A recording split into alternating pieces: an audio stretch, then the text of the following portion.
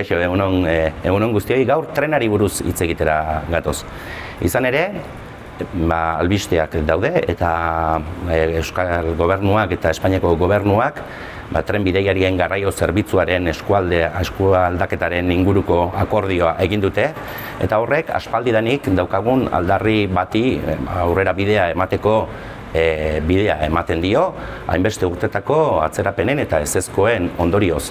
Araba erdiguneko korridorean aldiriko tren zerbitzu bat posible egitea ahalbidetzen du akordio honek, eta hori da akordioaren beste zatia. Araban egin daiteke aldiriko tren zerbitzu berri bat. Izan ere, aspalditik, Euskal Herria Bildutik aldarrikatu dugu, bai Mirandatik hasi eta Arabako korridore guztia Altsasunaino lotu behar zela, gaur egun dagoen plataforma berrituz, eguneratuz, modernizatuz, eta korridore honetan bizi garen 320.000 pertsonei mugikortasun jasangarri irtenbide bat, aterabide bat ematea. Hori gaur posible da, eta horren bila joan behar dugu.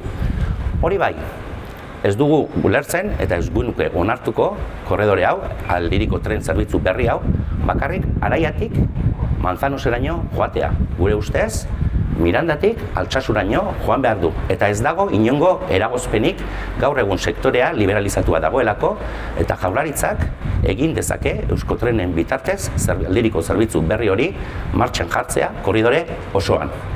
Gure ustez, gaur egun dauden 11 geltokiez gain, zerbitzurik gabe dauden beste 5 geltokiak ere martxan berrituz jarri behar ditugu. Ez hori bakarrik, uste dugu 5 geltoki berri behar ditugula industria guneetan. Hasi Arasurretik, pasa Zubiladidetik, baita Jundizetik ere, Agureñetik eta Asparrena eta Domene Emiliagatik. Ez hori bakarrik, eremu urbanoan ere, Gasteizen, uste dugu 2 geltoki berri behar ditugula. Bat Zabalganan eta bestea Salburuan. Eta horrela, gaur egun, hiriak duen mugikortasun jasangarriaren eskaintza handitzea eta intermodalidadea bultzatzea. Tranbiarekin konektatuz, begiarekin konektatuz, autobus sarearekin konektatuz. Guzti hori egin beharko genuke. Beraz, ordua iritsi da, aspaldiko aldarri honi aterabidea emateko.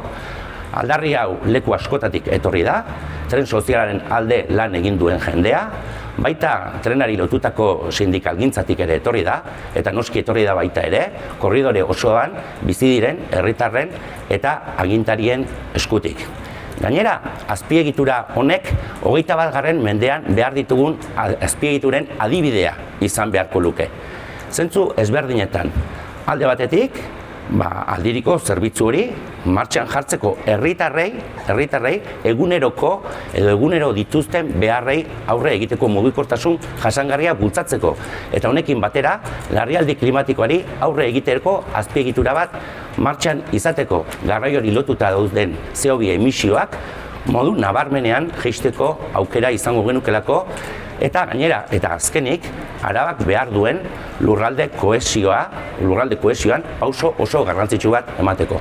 Beraz, guzti honengatik, Euskal Herria Bilduk gaur eta hemen, bere konpromisoa berresten du, aldiriko tren zerbitzu hau bultzatzeko eta Jaurlaritzatik, aspalditik datorren aldarrikapen hau egikaritzeko ahal bezain lehen.